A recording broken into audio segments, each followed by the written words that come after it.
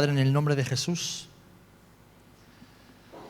estamos delante de tu presencia y estamos aquí para recordar una vez más quién eres tú y quiénes somos en ti. Por eso en esta mañana, Señor, me levanto con autoridad contra todo pensamiento que es contrario a tu palabra y lo reprendo en el nombre de Jesucristo. Todo argumento, todo aquello que el enemigo quiere traer en nuestros corazones para que no te veamos, para que no te sigamos, para que no te obedezcamos, Señor, lo reprendemos en el nombre de Jesús. Y te damos gracias porque tú nos has dado autoridad. Tú nos has dado autoridad para hacer tu voluntad, Señor, para ser valientes, para ser obedientes y alcanzar la meta. Recibe gloria y honra en el nombre de Jesucristo. Amén y amén. Amén. El texto que he leído se encuentra en Nehemías capítulo 4, versículo 14, y va a ser el centro de lo que vamos a reflexionar en esta mañana. Y como bien había dicho este joven, la vida, queridos hermanos y amigos, no es un juego de niños. Dile al que está a tu lado, esto no es un juego de niños. Díselo. Díselo. Dile, esto no es un juego de niños. La vida cristiana no es un juego de niños. No es un parque de atracciones ni un centro comercial lleno de espacios para el entretenimiento y la diversión. Tampoco es una feria llena de farolillos y cacharritos. Ni un casino donde probar suerte una y otra vez hasta que nos toque el premio gordo. La vida cristiana no es un retiro, ni es un campamento, ni un congreso donde somos llenos y después se nos olvida todo en el camino. La vida cristiana, queridos amigos y hermanos, es una lucha a cara de perro. Es una batalla diaria. Es una carrera de fondo llena de obstáculos. Es una batalla donde tenemos que luchar para mantenernos firmes y fieles al Señor y al llamado que Dios nos ha dado. ¿Cuántos sabéis esto? ¿Sabéis esto? Si no vivís esto que estoy diciendo, entonces no estáis viviendo una vida cristiana. Y tenéis que plantearos, ¿qué estáis haciendo con vuestra vida? La palabra dice en 1 Timoteo 6:12, pelea la buena batalla de la fe, echa mano de la vida eterna a la cual asimismo fuiste llamado, habiendo hecho la buena profesión delante de muchos testigos. Queridos hermanos y amigos, la vida cristiana no es un juego de niños y esta generación, tú y yo, somos los más necesitados en conocer y reconocer esta verdad, porque somos la generación más inmadura, la generación más sobreestimulada, más distraída, materialista y enfocada en lo de aquí abajo, en lo humano, en lo finito y en el entretenimiento y la diversión. Somos una generación frágil. Porque sabéis, después de la Segunda Guerra Mundial se instauró lo que hoy conocemos como el estado de bienestar. Un estado social que ha ido produciendo un falso sentimiento de seguridad, de abundancia y de riqueza. Un falso sentimiento de paz, de avance, de progreso y de facilidades. Pero han llegado las sucesivas crisis económicas, ha llegado una pandemia. Las guerras se siguen multiplicando, de repente las catástrofes asolan todo el mundo, cambia el clima y nos asustamos porque no llueve. Y nos deprimimos porque las cosas no salen como nos habían prometido o creíamos que nos habían prometido. Como resultado, queridos hermanos y hermanas, tenemos una generación asustada, una generación frágil y una generación deprimida. Es lo que conocemos como la generación de cristal. ¿Habéis escuchado hablar de esto? La generación de cristal. Algunos dicen que son los jóvenes. Yo digo que hay jóvenes de 40, 50 o 60 años que son de cristal. ¿Por qué? Porque somos una generación emocionalmente sensible y muy frágiles, con muy poca tolerancia a la frustración. Una generación que evade el sufrimiento. No queremos sufrir. Incapaces de soportar el rechazo y la crítica. Altamente demandantes, estamos siempre pidiendo, demandando, exigiendo a otros, pero nunca queremos cumplir con nuestra parte. Somos unos fieros defensores de lo que nosotros creemos que es justo, creyendo que nuestro sentido de justicia es el correcto. Una generación que lo cuestiona todo, como eternos adolescentes que siempre están preguntando por qué. Una generación con tendencia a deprimirse cuando las cosas no salen como se esperan, que vemos nuestros pequeños esfuerzos como heroicas hazañas y grandes logros. Que hacemos todo condicionados al premio y a la recompensa que podemos obtener si hacemos lo que nos piden. Y somos una generación muy rebelde a la autoridad, muy rebelde a la autoridad. Esa es la generación que la posguerra y el falso estado de bienestar han ido sembrando en todo el mundo. Una generación sin cimientos sólidos que vive como si todo fuera un juego de niños. ¿Para qué? Para huir de la realidad, para no ser valientes. Una generación confundida y desenfocada. Y sabéis, queridos hermanos, eso también pasa en la iglesia. Eso también pasa entre los creyentes. Y cuando alguien en la vida cristiana padece de estos síntomas, sufre y no puede avanzar. Y no puede avanzar. Mirad, una de las estrategias más eficaces en la guerra no es tener el mejor ejército ni las mejores armas. Es la distracción, saber jugar a la distracción. Enviar señuelos a tu adversario para que éste se enfoque en el lugar equivocado. Y el objetivo de la distracción es uno y es muy sencillo, es generar confusión en el otro bando. Y cuando alguien está confundido, es como si estuviera anestesiado, está aturdido, no piensa con claridad, no siente correctamente y es muy fácil que, como bien hemos escuchado en el vídeo, termine entrando en un estado de pánico. Y así viven millones de personas hoy en el mundo, queridos hermanos, en un estado constante de pánico, de parálisis. Sí, se lo pasan bien, se divierten un montón, tienen todo lo materialmente necesario, pero no avanzan. Sentirse confundido en medio del fuego cruzado, en medio de un peligro, es una sensación terrible que produce ansiedad y desesperación en los corazones. Y es eso precisamente lo que tenemos hoy en nuestra sociedad y también dentro de la iglesia. Personas desesperadas, ansiosas, deprimidas, inconstantes y sin rumbo. Personas que se ofenden por todo, desubicadas y sin identidad. Personas que no avanzan porque están completamente desenfocadas en cuanto a la meta y el objetivo de su vida. ¿Sabéis cuál es la estrategia que el enemigo está usando en esta generación para que no seamos esos valientes que Dios ha llamado a ser? Hacernos creer que nuestros sentimientos están por encima de todo, incluso de la verdad.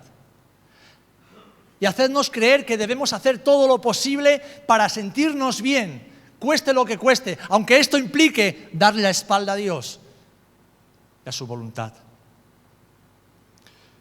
Esta es una gran mentira que hoy día paraliza a millones de personas y a millones de cristianos. Y la pregunta que yo quiero hacerte hoy, ¿eres tú uno de esos que vive paralizado, que ha dejado de ser la persona que Dios quiere que sea, que vive entretenido, entretenida, que vive enfocado en todo aquello que le impide avanzar, pero que le proporciona una satisfacción momentánea, pasajera, efímera, y que lo está haciendo vivir como en un juego de niños? Queridos hermanos, la vida cristiana no es un juego de niños. No es un juego de niños, no es un negocio donde tener éxito. La vida cristiana, y así dice la Biblia, es una batalla diaria. Como bien hemos escuchado, donde el Señor está siempre presente, donde nuestro capitán nunca nos abandona, donde Jesús está siempre al frente de nuestra vida, donde Jesús nos defiende, donde Él nos recuerda sus verdades por medio del Espíritu Santo cada día. Pero es una batalla, desde que nos levantamos hasta que nos acostamos, incluso mientras dormimos, muchas veces es una batalla. ¿Amén? Es una batalla. Si hoy estás aquí, pero te gustaría estar en otro lugar, es porque hay una batalla dentro de ti. Si hoy estás en la iglesia, pero te estás aburriendo, es porque hay una batalla dentro de ti. Si algunos hoy no están aquí y están haciendo otra cosa, es porque hay una batalla dentro de ellos. Es una batalla constante y diaria por nuestra alma. No es un juego de niños. Lo que pasa que a veces, aún reconociendo esta batalla, peleamos las batallas equivocadas y luchamos contra enemigos invisibles. Es decir, luchamos contra los enemigos que no son verdaderamente nuestros enemigos. Muchos creyentes, queridos hermanos, no podemos avanzar en ocasiones, no pueden avanzar, porque no saben, primero, que tienen que pelear porque están jugando. Segundo, no saben contra qué pelean. Y tercero, no saben cómo pelear. No saben cómo enfrentarse a estos enemigos porque ni siquiera los reconocen. Ven enemigos donde no los hay y viven luchando batallas que no tienen que luchar.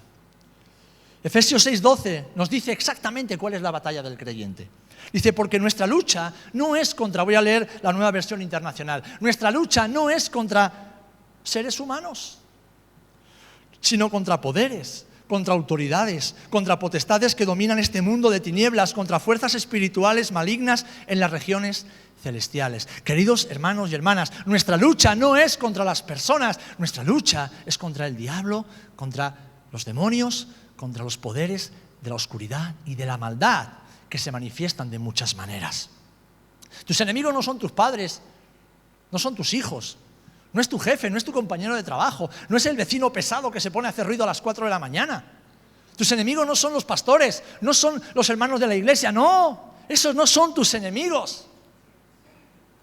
Tus verdaderos enemigos son 3 y tienes que reconocerlos lo antes posible, porque si no estarás jugando y no peleando, y quien no pelea no vence. Si deseas avanzar en tu vida como creyente, si deseas cumplir la voluntad de Dios, si deseas ser una o uno de esos valientes de los que hemos escuchado, tienes que reconocer cuáles son tus verdaderos enemigos para que luches las verdaderas batallas. Y el primero de ellos eres tú mismo. Somos nosotros mismos. Este es el peor enemigo contra el que luchamos cada día de nuestras vidas. Y el apóstol Pablo lo sabía. En 1 Corintios 9:24 dice así: así que yo no corro como quien no tiene meta. No lucho como quien da golpes al aire, más bien golpeo mi cuerpo y lo domino. Mi lucha es contra mí mismo, es contra ti misma, contra ti mismo. Y dice, no sea que después de haber predicado a otros, después de haberlo hecho todo por los demás, yo mismo quede descalificado. Hermanos, nuestra forma de pensar, nuestros sentimientos y emociones cambiantes, nuestras debilidades pecaminosas, nuestras ambiciones personales, nuestros miedos, nuestras heridas, nuestros complejos y fantasmas del pasado, nuestra rebeldía, nuestro orgullo, nuestras quejas, nuestros caprichos, nuestro sectarismo e incapacidad para vivir congregacionalmente, para vivir en el contexto del cuerpo, nuestra pereza, nuestra inconstancia, nuestra inmadurez, etcétera, etcétera, etcétera, es aquello que nos impide vencer las batallas.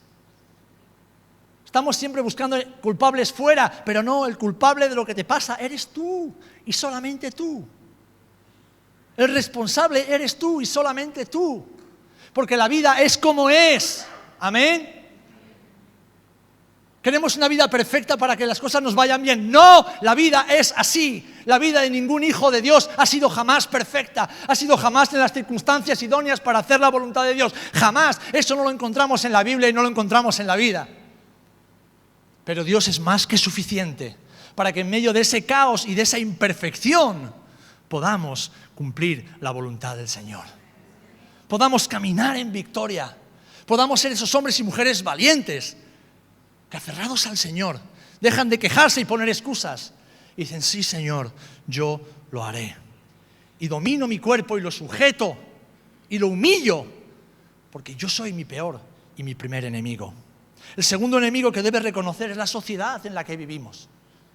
Y no es una persona ni dos, es la sociedad en sí. ¿Por qué? Porque como dice la palabra en Gálatas 3:22, la Escritura declara que todo el mundo es prisionero ¿de qué? Del pecado. Esta sociedad es contraria a Dios y a su verdad. Y quiere llevarte de nuevo a su terreno, para que, aun estando en la iglesia, vivas como un incrédulo, vivas como un mundano, vivas como la gente que no conoce a Jesús. Y no quiere hacerlo de un día para otro, sino poquito a poco, porque, ¿sabéis? La decadencia espiritual no pasa de un día para otro. Vamos dejando las buenas disciplinas espirituales y vamos retomando ciertos hábitos de antes de conocer a Jesús. Y no nos vamos dando cuenta de que ya no pensamos como cuando el Señor nos rescató, de que ya no estamos apasionados ni enfocados en las cosas que Dios nos dio cuando le conocimos, sino que poco a poco volvemos al vómito como el perro. La sociedad que está dominada por Satanás Quiere que volvamos a la miseria de donde Dios nos sacó. ¿Y sabéis por dónde se cuela la sociedad? Muy sencillo. Lo llevamos en el bolsillo. A través del móvil, a través de las redes sociales, a través de la publicidad, a través de los medios de comunicación, a través de las conversaciones que tienes con amigos, familiares, compañeros de trabajo que no son creyentes. Todo lo que nos envuelve es un bombardeo constante y un enemigo implacable para que nuestra mente se desenfoque del Señor, para que nuestro corazón deje de amar a Dios y vuelva a amar las cosas del mundo. Y el último enemigo, y no lo pongo el último porque sea el menos importante, simplemente porque me cae fatal, es Satanás. Satanás, como dice Juan 12:31, es el príncipe de este mundo, es decir, el que opera en los hijos de desobediencia. La Biblia lo define en Juan 8:44 como el mentiroso y padre de mentira, porque él no puede hacer otra cosa sino mentir. Y además lo llama el homicida, el acusador de los creyentes en Apocalipsis 12:10, al cual, a este, la Biblia no dice que tenemos que pelearnos con él, no, nos dice que le debemos resistir y él huirá de nosotros. Someteos pues a Dios, resistid al diablo y huirá de vosotros. Santiago 4:7. Alguien se preguntará, bueno, pero si somos hijos de Dios y Dios es todopoderoso, ¿por qué Satanás? Bueno, pues porque Dios tiene formas de hacer las cosas que tú y yo no entendemos. Evidentemente, si yo hubiera sido Dios, hubiese acabado con Satanás y con todos vosotros del tirón, incluido yo. Pero como Dios en su soberanía tiene planes muy distintos e inabarcables para nuestra mente, aún ha permitido por un tiempo que Satanás esté suelto. Está condenado, ha sido juzgado, ha perdido la guerra, no tiene nada que hacer, pero por un tiempo aún opera en este mundo y no descansa de hacer guerra contra los hijos de Dios. Así que cuando te viene un mal pensamiento acerca de Dios, ¿quién crees que está poniendo ese pensamiento en tu mente? Cuando te viene un mal pensamiento o sentimiento acerca de un hermano o de una hermana, ¿quién crees que está sembrando esa duda, está sembrando esa cizaña en tu mente y en tu corazón? Ahora, ¿cómo podemos resistir? ¿Cómo podemos resistir a Satanás para que huya de nosotros? Lo dice el texto de Santiago. Someteos pues a Dios. Un soldado no mide su valentía por ser el primero en lanzarse al campo de batalla. ¿Sabes cómo mide un soldado su valentía? Por su sometimiento a la autoridad. Por su sometimiento a quien manda, a quien da las órdenes. Porque muchas veces esas órdenes son la de ver al enemigo acercarse en zafarrancho de combate y que tu jefe te diga, quieto, quieto, quieto, no te muevas, no hagas nada, estate quieto.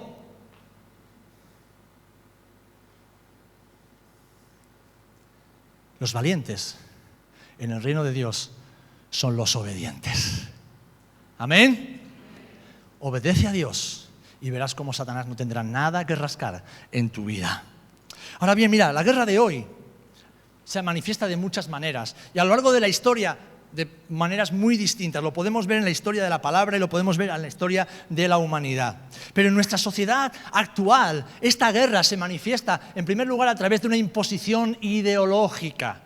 Quieren que pensemos como ellos dicen que debemos pensar, desde los medios de comunicación, desde las instituciones políticas, desde los colegios, desde cualquier lugar, quieren que pensemos lo que ellos dicen que tenemos que pensar. Quieren que llamemos malo a lo bueno y a lo bueno malo, pero los valientes no somos los que vamos por ahí con pancartas, somos los que decimos, nosotros llamamos bueno a lo que Dios llama bueno y malo a lo que Dios llama malo.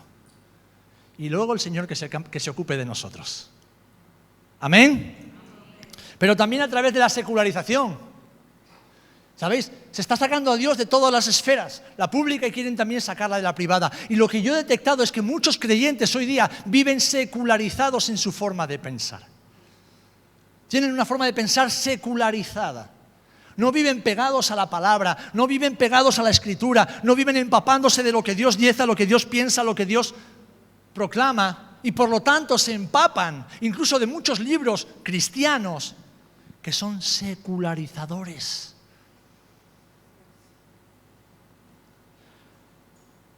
Y por supuesto el entretenimiento y el consumismo desenfrenados.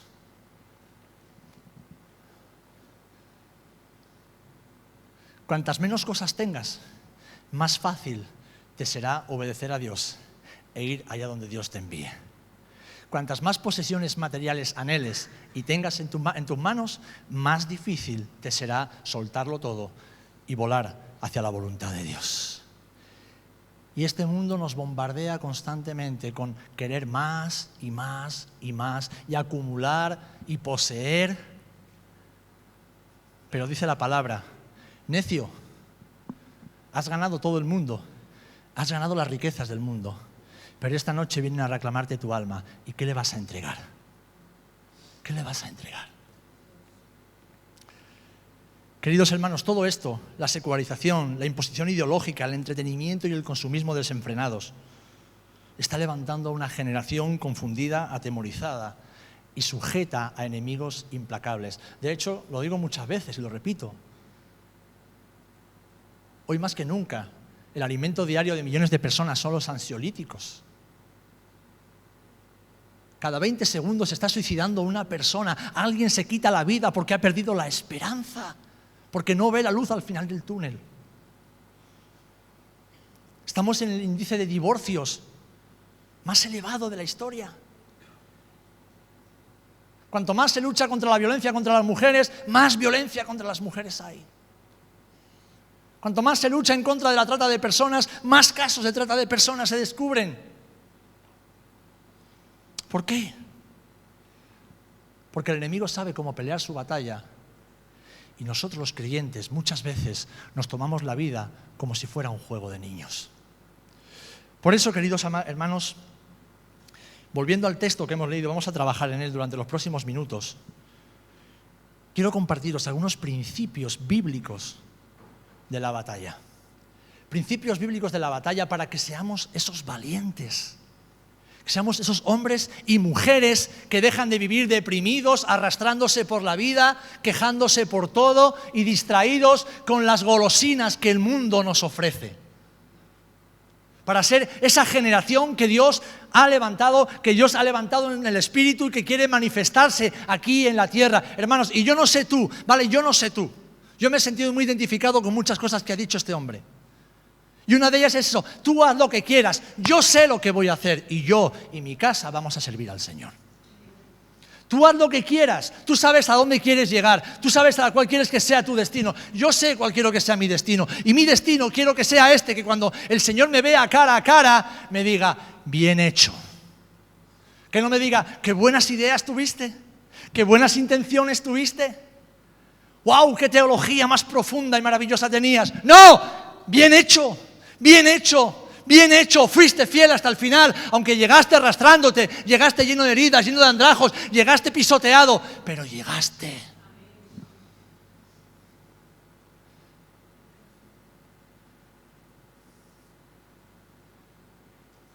No dejaste que la indiferencia y la apatía de tus hermanos condicionara tus decisiones.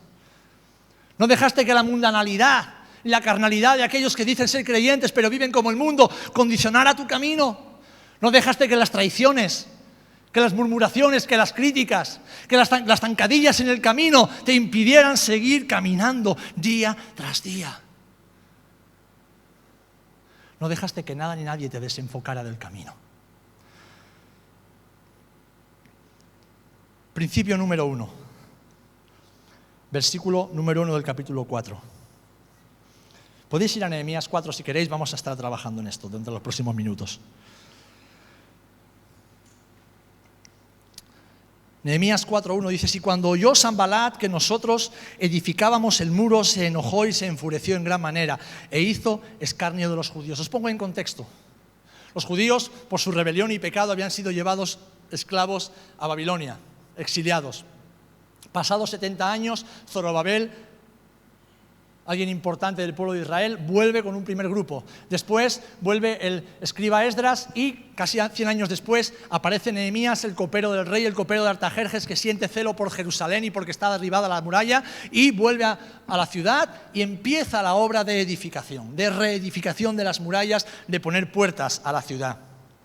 Pero fíjate, cuando oyó Sanbalat que nosotros edificábamos el muro, se enojó y se enfureció en gran manera e hizo escarnio de los judíos. Primer principio que quiero que tengas presente en esta batalla Y es que cuando decidimos obedecer al Señor, el enemigo se enfurece. El enemigo se enfurece. Acción, reacción. Acción, reacción.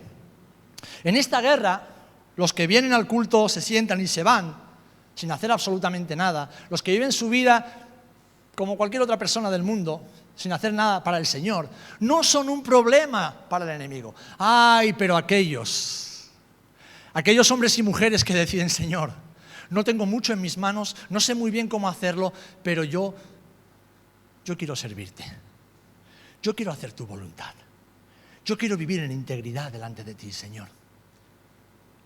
Para esos, la batalla comienza. Esos son los hombres y mujeres que realmente enfurecen al enemigo de nuestras almas. Los que no se conforman a una vida cualquiera como todos los demás. Los que no se conforman a una santidad de domingo, sino que luchan y pelean cada día por guardarse para el Señor en cada pequeño detalle de sus vidas.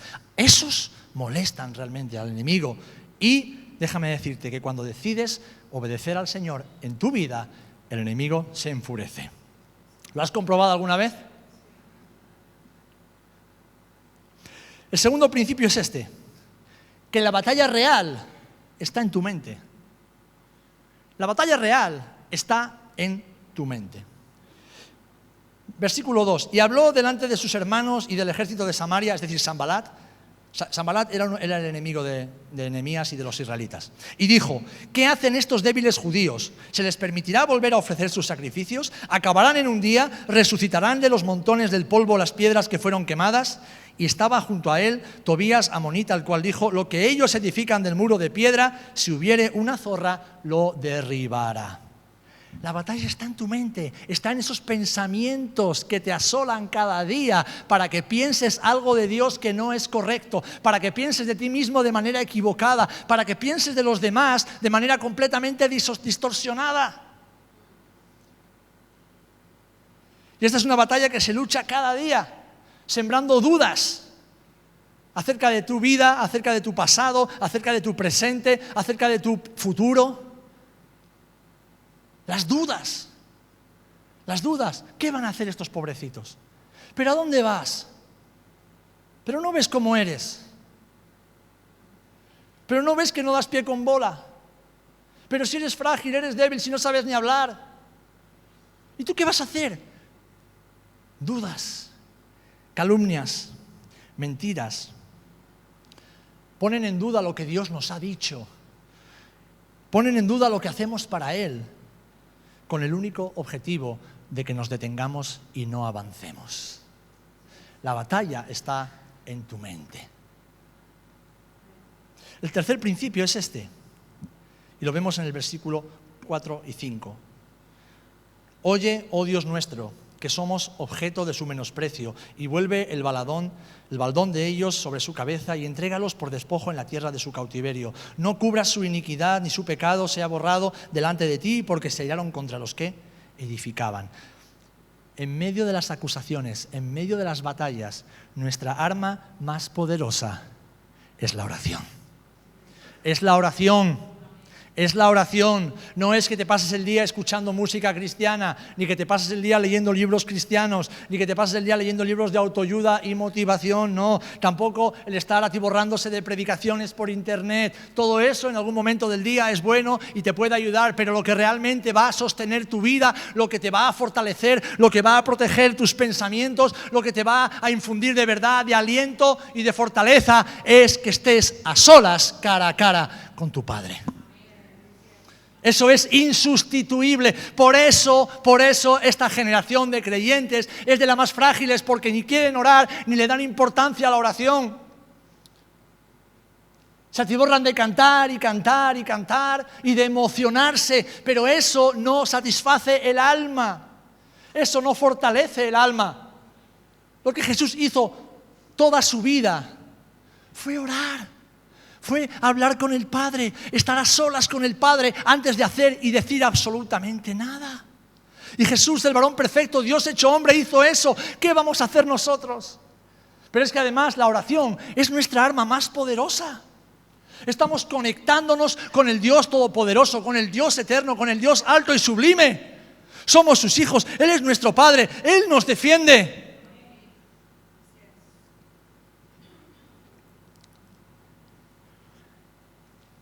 Esta es una guerra espiritual que se manifiesta en nuestra mente y en circunstancias que acontecen a nuestro alrededor. Y como es una batalla espiritual, no la podemos luchar con armas carnales.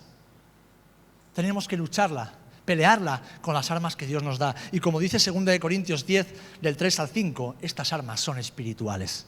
Dice así la palabra del Señor. Es cierto que vivimos en este mundo, pero no luchamos como los seres humanos que viven en él. Las armas con las que luchamos no son de este mundo, sino que tienen el poder de Dios para destruir las fortalezas del enemigo.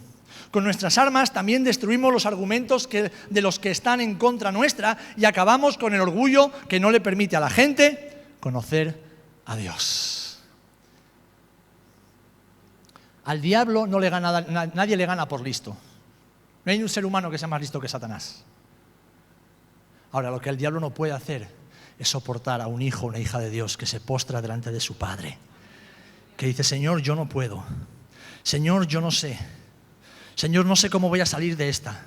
No tengo fuerza, Señor. No tengo capacidad. Pero vengo a refugiarme en ti. Vengo a ponerme bajo tus alas, Señor. Creo quién eres. Creo lo que tú puedes hacer, Señor. Contra ese hombre y esa mujer no hay fortaleza del diablo, no hay infierno que pueda resistir. Porque Dios, al que se humilla, Él lo ensalza. Amén. El principio siguiente es que después de orar debemos continuar. Orar no implica estar en casa y quedarnos horas y días y semanas y meses orando. No, hay que continuar. Hay que continuar. Acudimos a nuestro Padre, Él sana nuestras heridas, Él pone ungüento en nuestras llagas, Él fortalece nuestro ánimo, Él nos recuerda quiénes somos, quién es Él para nosotros, Él enfoca nuestros pensamientos y continuamos. Y lo leemos aquí en el versículo 6. Dice que después de orar, edificamos pues el muro y toda la muralla fue terminada hasta la mitad de su altura, porque el pueblo tuvo ánimo para trabajar. O sea que después de orar, recobraron ánimo y siguieron en la obra, siguieron batallando, haciendo la voluntad de Dios. ¿Sabéis? En la obra del Señor, en la vida cristiana, no hay parados ni desocupados.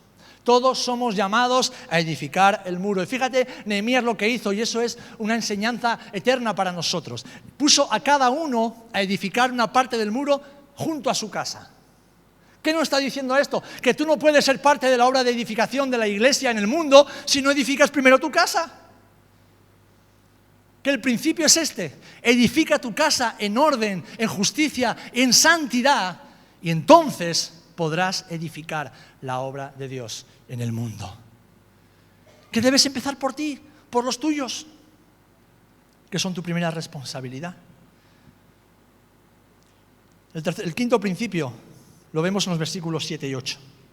Dice: pero aconteció que oyendo Sanbalat y Tobías y los árabes, los amonitas y los de Asdod, que los muros de Jerusalén eran reparados porque ya los portillos comenzaban a ser cerrados, se encolerizaron mucho, de nuevo, se aira, se enfada, y conspiraron todos a una para venir a atacar Jerusalén y hacerle daño. Hermanos, hermanas, escuchadme bien ahora, ¿vale? Porque en esto a veces somos un poco místicos y no entendemos cómo funcionan los principios de Dios. El hecho de que hayamos orado no implica que la batalla haya terminado. El hecho de que hayamos orado no implica que hayamos terminado de luchar. El pueblo oró, se pusieron a trabajar y de nuevo dice que se encolerizaron y que conspiraron. ¿Por qué? Porque esto es una batalla constante, diaria. De hecho, es más que probable que cuanto más profundices en el Señor, cuanto más te rindas a la voluntad de Dios, cuanto más entregues tu vida a Jesús, más fuerte sea la tormenta. Más fuerte sea la tormenta. Pero sabéis, mira, el carácter de un hombre y una mujer valiente no se forja en el sofá, no se forja en palacio, no se forja en el centro comercial viendo tiendas. El carácter de un hombre valiente, de una mujer valiente, se forja en el desierto, se forja en la soledad, se forja en el quebranto. Se forja cuando te lo arrebatan todo y no puedes hacer nada para impedirlo. Y aún así, permaneces confiando en el Señor. Somos una generación frágil porque creemos que ser un cristiano victorioso es ser un cristiano con mucho dinero, ser un cristiano con éxito en el ministerio, ser un cristiano sin problemas en la familia, ser un cristiano que anda por ahí con teléfonos de última generación, con unos buenos pelucos, con buenos coches. Eso no es ser un cristiano de éxito, eso lo tiene cualquiera, hasta el más impío de los seres humanos sobre la tierra. Ser un cristiano de éxito es ser un cristiano que vive en victoria. Que vive en victoria cada día de su vida, incluso cuando se cae, fracasa y lo vuelve a intentar. Hermanos, dice 1 de Pedro 5:8 que el adversario, el diablo, anda como león rugente, mirando ¿qué? Alrededor, ¿a quién? Devorar. Él no descansa. Así que si Él no descansa, ¿para qué vamos a descansar tú y yo? ¿Para que nos pille fuera de juego? No, debemos redoblar, porque el que hayamos orado no implica que la batalla haya terminado. El principio 6, versículo 9 dice así: entonces dice que de nuevo oramos a nuestro Dios por causa de ellos y pusimos guardia contra ellos de día y de noche. Hermano, cuanto más intensa la prueba, cuanto más intensa sea la lucha en tu vida, más intensa debe ser la oración y la guardia y la vigilancia.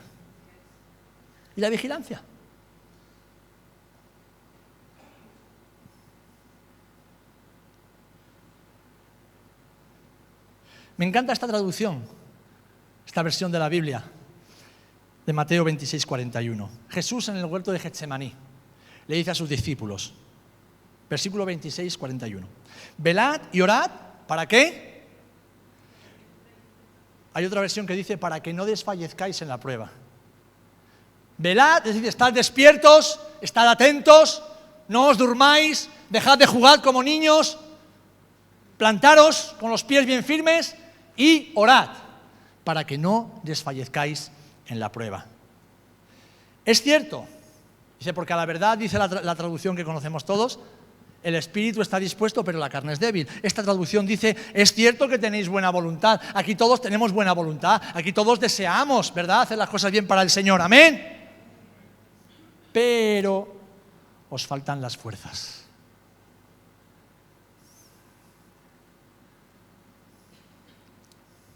Muchas veces vivimos enredados en el pecado. No sabemos cómo salir de ciertas situaciones porque no tenemos fuerzas espirituales.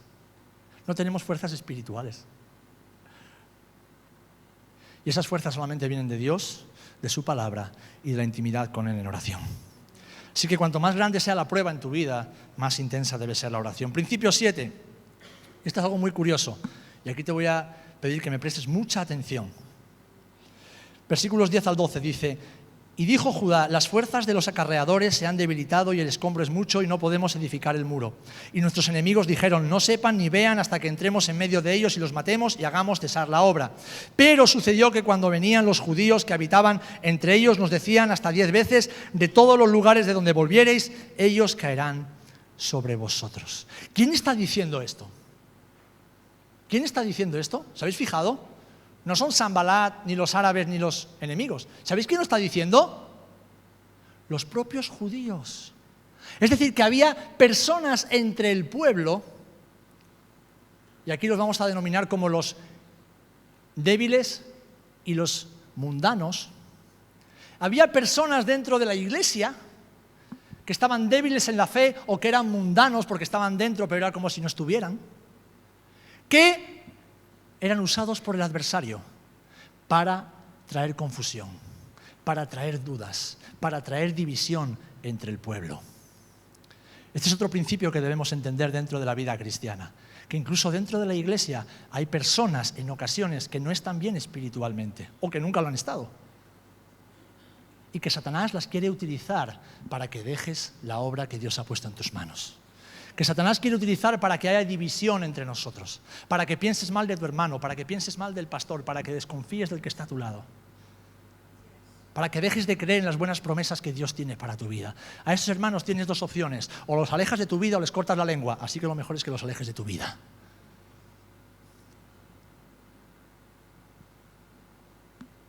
Si algo aprendí cuando era joven, Es que para llegar lejos tengo que caminar con personas que tienen visión. Si quiero vivir en santidad, tengo que caminar con personas que buscan la santidad en su vida. Porque si tú caminas con los mentirosos, tarde o temprano tú serás un mentiroso. Si tú vives junto a los borrachos, tarde o temprano serás un borracho. Si tú caminas siempre con ladrones, tarde o temprano serás un ladrón. Es un principio de vida, es así de sencillo. Pero ahora, ¿con quién quieres caminar para que vivas en victoria en cada una de las batallas de tu vida? Satanás usa a los débiles y a los mundanos dentro del pueblo. Mucho ojo con quién caminas, hermano y hermana. Mucho ojo con quién pasas el tiempo. Mucho ojo. Porque dice la palabra que incluso algunos que estaban entre nosotros salieron de nosotros. ¿Por qué? Porque no eran de nosotros. Quiere decir que puede haber personas en la iglesia que por mucho tiempo parecen creyentes, pero que no lo son. Y nadie podemos juzgar eso, solamente Dios conoce el corazón.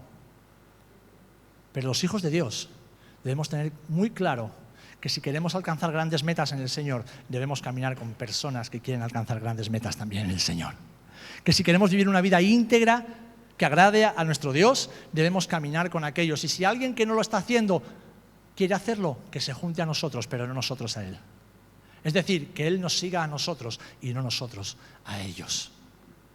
El siguiente principio, el versículo 13 lo leemos. Dice, entonces, por las partes bajas del lugar, detrás del muro y en los sitios abiertos, puse al pueblo por familias, con sus espadas, con sus lanzas y con sus arcos. Nehemías se dio cuenta de que el enemigo había conseguido penetrar dentro del pueblo. Había engañado a algunos del pueblo para traer desaliento, para traer desánimo, para traer confusión, para traer crítica, para traer falta de visión. Y entonces, ¿qué hizo? Reorganizó al pueblo y puso a cada uno en su lugar. ¿Por qué? Porque las dificultades no son un motivo para tirar la toalla y dejar de pelear. Las dificultades son un motivo para redoblar la guardia. ¿Amén? Son un motivo para decir, vale, puede ser que se nos haya colado alguna zorrita por aquí, pero no nos vamos a detener. No nos vamos a detener. Jesús tenía una zorrita dentro de su grupo, el que después le entregó, pero él no dejó de hacer lo que tenía que hacer. Nehemías era consciente de las dificultades y los peligros, pero en ningún momento se plantea detener la obra, sino que se enfoca en el Señor y refuerza las partes más débiles del trabajo. Mirad, en la vida cristiana, abandonar nunca es una opción. En la vida cristiana, abandonar nunca es una opción. En el servicio al Señor, dejarlo nunca es una opción. Nunca es una opción. Podemos hacer más, podemos hacer menos, podemos cambiar de área de trabajo, de servicio, pero dejar de servir al Señor, eso nunca es una opción. Jamás. En la vida cristiana, renunciar, tirar la toalla, nunca es una opción. Lo que debemos hacer es fortalecernos en el Señor. Apoyarnos en aquellos que caminan firmemente a nuestro lado y seguir adelante. Mira, Lloyd y yo, en casi 20 años desde que nos conocemos, y 20 años sirviendo al Señor, porque ya estando en el seminario empezamos a servir juntos al Señor, hemos atravesado muchas circunstancias. Hemos pasado por momentos muy difíciles y muy dolorosos en nuestra vida. Hemos tenido que afrontar desafíos que han sacudido los cimientos incluso de nuestra fe y de nuestro llamado al Señor. Y seguro que en algún momento, aunque yo no lo recuerdo, pero seguro que en algún momento hemos pensado si valía la pena seguir sirviendo al Señor. Si valía la pena seguir peleando para que te escupan en la cara. Si valía la pena seguir dando tu vida por los demás para que luego te den la espalda y encima hablen mal de ti. Hemos pasado por muchos momentos dolorosos. Pero ¿sabéis? Gracias a Dios, en cada uno de esos momentos siempre hemos recordado 3 cosas importantes. La primera es que no es nuestra obra, es la suya. La segunda es que no es nuestro llamado, es su llamado sobre nuestras vidas. Y la tercera es que no es nuestra vida, es su vida en nosotros.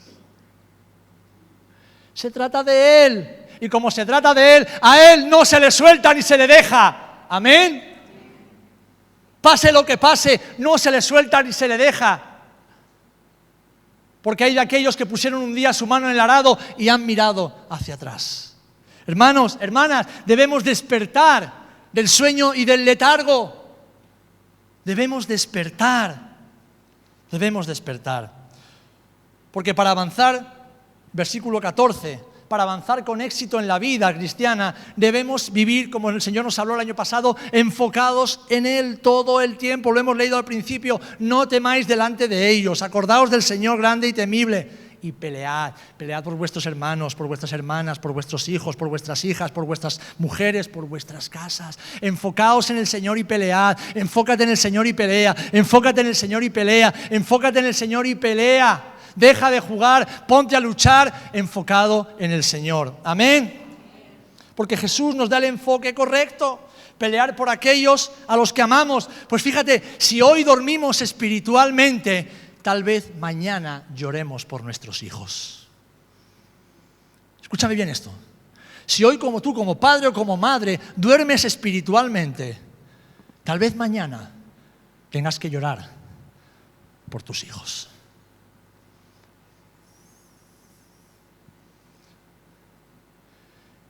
El mejor evangelio que nuestros hijos leen cada día no es este libro. El mejor evangelio que tus hijos leen eres tú. Es tu vida.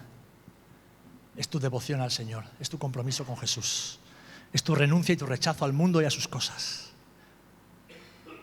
Es tu decisión inquebrantable de vivir siguiendo la voluntad de Dios. Amén. Y no vamos a leerlo, pero si vais desde el versículo 15 hasta el versículo 23 de este capítulo 4, lo que vais a ver es que la obra avanzó. ¿Por qué? Porque si somos valientes y somos obedientes, la obra de Dios siempre avanzará en nuestras vidas. Hermano, hermana, si eres valiente y eres obediente, la obra de Dios siempre avanzará en tu vida. ¿Amén? Y Dios te ha diseñado para ser valiente. Dios te ha diseñado para ser obediente. Y en los últimos capítulos 5 y 6, que no vamos a leer, por supuesto, porque estamos terminando, vemos cómo en toda batalla la solución siempre está en Dios. Nehemías, para resumir, tuvo que luchar en el capítulo 5 contra la usura, es decir, había injusticia dentro del pueblo de Israel y él tuvo que poner orden, es decir, batallas internas. Y después también tuvo que seguir lidiando en el capítulo 6 contra las maquinaciones de los enemigos, es decir, batallas externas. Y esto nos recuerda al apóstol Pablo en 2 Corintios 7, del 5 al 6, cuando dice: porque de cierto, cuando vinimos a Macedonia, ningún reposo tuvo nuestro cuerpo, sino que en todo fuimos atribulados. De fuera conflictos, de dentro temores, pero Dios, que consuela a los humildes, nos consoló. Amén. Es decir, Nehemías luchaba con lo de dentro y con lo de fuera, pero siempre Nehemías hizo algo. Versículo 9 del capítulo 5 dice: acuérdate de mí para bien y de todo lo que hice por este pueblo. Nehemías fue al Señor. Y en el versículo 9 del capítulo 6 dice: ahora pues, oh Dios, fortalece tú mis manos. En toda batalla, la respuesta, la solución, la victoria está siempre en el Señor. Está siempre en el Señor. No está en ti, no está en tus recursos, no está en tu experiencia cristiana, está siempre en el Señor. ¿Cuánto decimos amén? Amén. Y el último principio que quiero ya dejarte para concluir. Capítulo 6, versículo 15. Fíjate qué bonito es. Fíjate qué bonito es. Fue terminado pues el muro el 25 del mes de Elul en 52 días. Versículo 16. Y cuando lo oyeron todos nuestros enemigos, temieron todas las naciones que estaban alrededor de nosotros y se sintieron humillados y conocieron que por nuestro Dios había sido hecha esta obra. El último principio. Nuestras victorias siempre glorifican a Dios y humillan a nuestros enemigos. Nuestras victorias siempre glorifican a Dios y humillan a nuestros enemigos.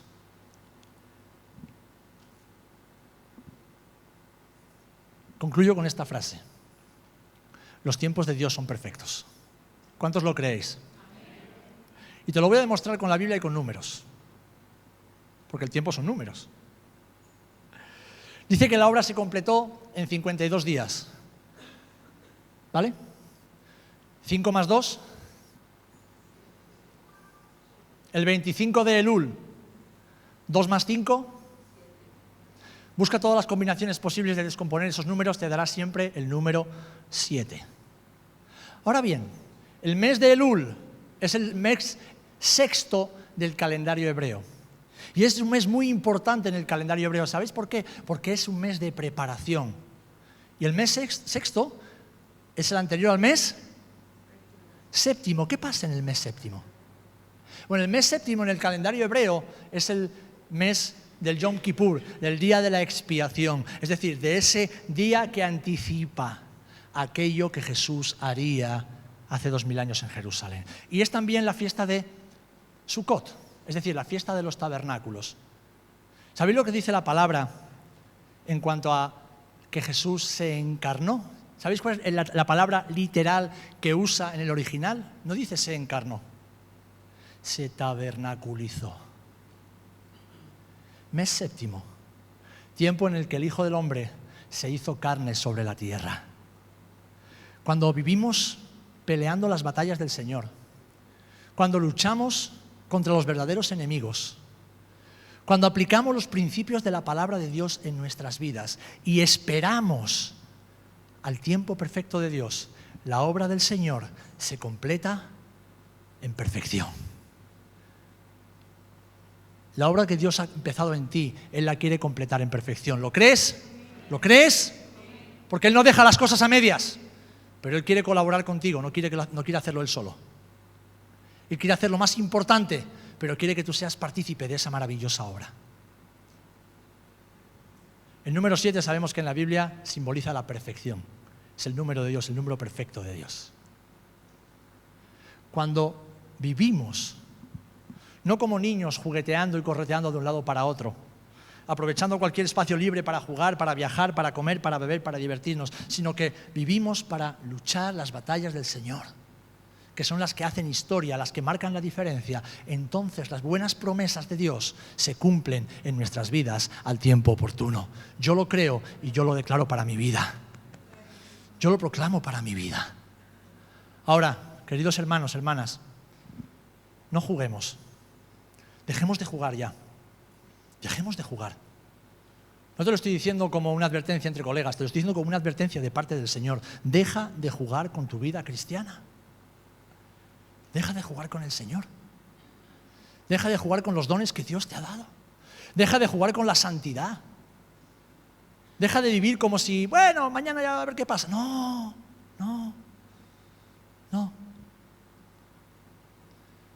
Puede ser que mañana no llegue. Entonces el Señor mañana te diga, ven aquí. ¿Qué has hecho con tu vida? ¿Qué has hecho con tu vida? Puede ser que seamos la generación de cristal, pero ¿sabéis? Para Dios no hay nada imposible. Y Él puede convertir una generación de cristal en una generación de victoria. En una generación de propósito, amén. En una generación que avanza, en una generación que no se rinde, en una generación que ve a Dios cara a cara y sigue las pisadas de su Maestro, sembrando de esperanza y de vida el mundo que nos ha tocado vivir, amén. Una generación que no espera que las cosas cambien ni que las circunstancias mejoren, no. Una generación que en medio del caos en el que vivimos, vemos propósito, vemos oportunidades y somos valientes, amén. Yo quiero ser parte de esa generación, queridos hermanos. Yo quiero ser parte de esa generación.